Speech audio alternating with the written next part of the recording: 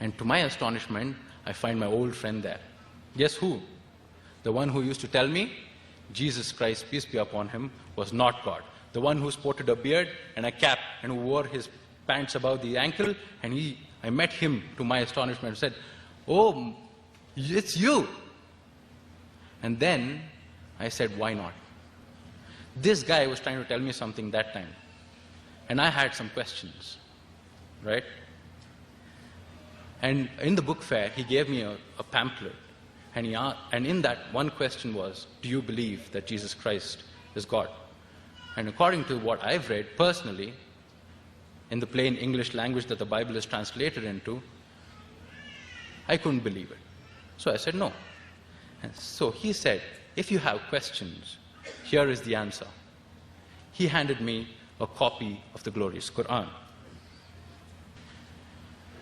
And then when I read the Quran, when I started reading the Quran, I realized that Jesus is also a part of the Islamic faith, and an integral part. And then God defines himself, and the best definition that I could find was Surah Ikhlas, where Allah subhanahu wa ta'ala says in the Quran, "A'udhu billahi minash shaitanir rajim, Bismillahir Rahmanir Rahim, Kul huwa Allahu ahad." He says, say he is Allah, one and only. I remembered. Where did I read this before?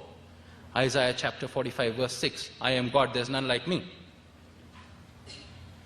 The pieces of the puzzle is actually falling into place. Allahu Samad, Allah the self-sufficient master. Lam yalid wa lam yulad, he begets not, nor is he begotten.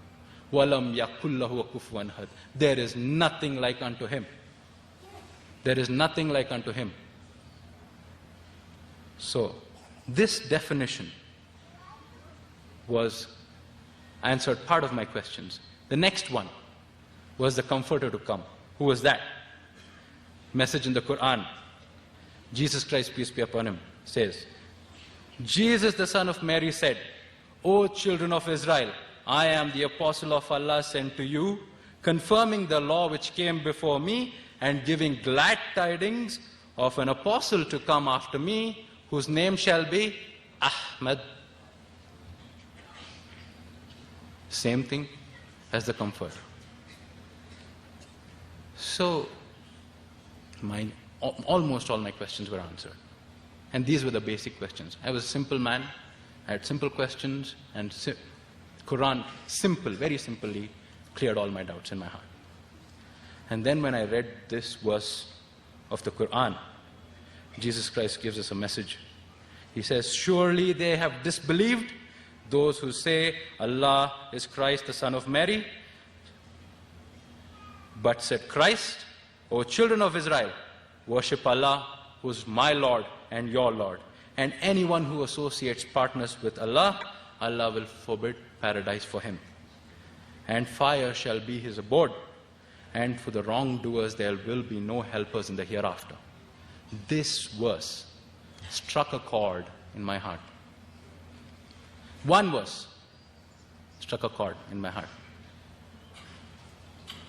And immediately I came to my Muslim brothers and I embraced Islam and I said, wa ashhadu an la ilaha illallah wa ashhadu anna Muhammad Rasulullah. After I embraced Islam, my brother told me I have to make ghusl, so I made ghusl. And I offered salah. And when I entered the masjid, I felt this peace and tranquility descend on my heart. And the most amazing thing that I saw in the masjid was there was no discrimination. A rich man and a poor man came together. They're standing shoulder to shoulder, feet to feet. That is universal brotherhood. That is what I was looking for. I had never seen such humility such humbleness. When Allah says, nobody is greater than anybody, except when you have God consciousness. Except those who have God consciousness.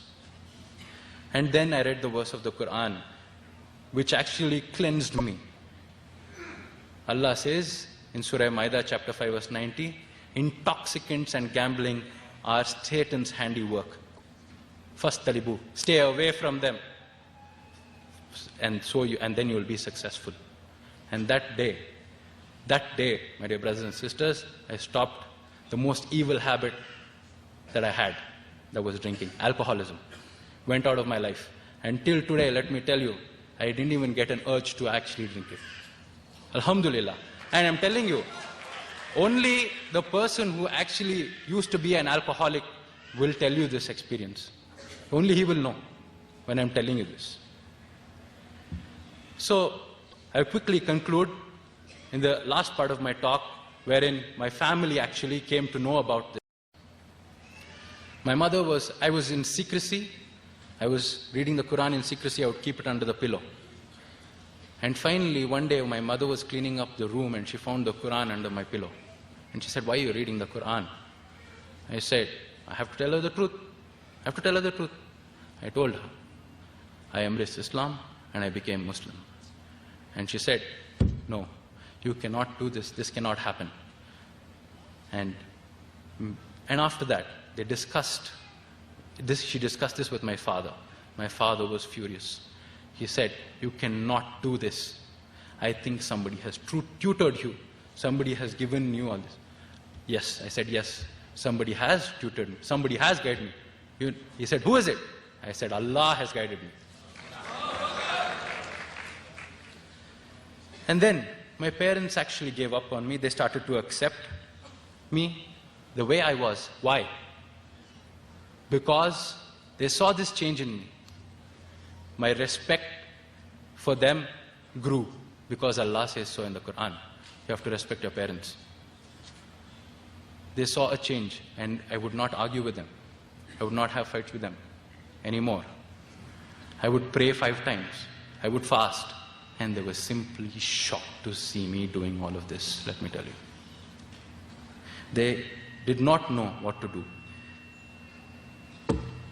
And they saw a never before change. So they said, you have chosen what you have chosen. Okay? And I pray to Allah that one day, may Allah guide them to Islam, inshallah. And by embracing Islam, my love for Jesus Christ, peace be upon him, did not decrease. In fact, it increased. Because he said, seek ye the truth and the truth shall free you. And I sought the truth and the truth has set me free. Islam has set me free. Because Islam does not make any distinction. There is no differences between any messenger. We respect all the messenger. We love them. We revere them.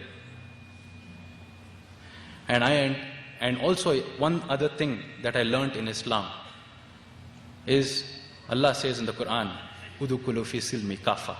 Enter into Islam wholeheartedly with all its rules, with all its regulations. We cannot custom make Islam to suit our needs, the way we want to follow it. We have to change ourselves to fit into Islam. And this is a message for all of them, all my brothers and sisters. And I request, therefore, all my non-Muslim guests who are here to read the Quran with an open heart, and Allah will guide you.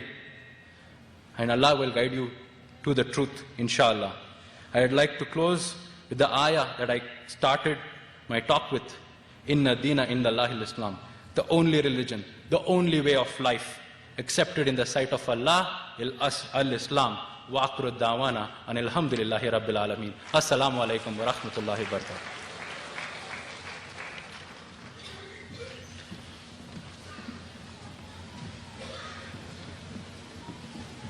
Thank you, Brother Hamza, for sharing your experience of your journey to Islam. And thank you for giving the message of Islam. There's one good news I would like to share with all of you. There's one Shahada on top there. A sister just now reverted to Islam. Allahu Akbar.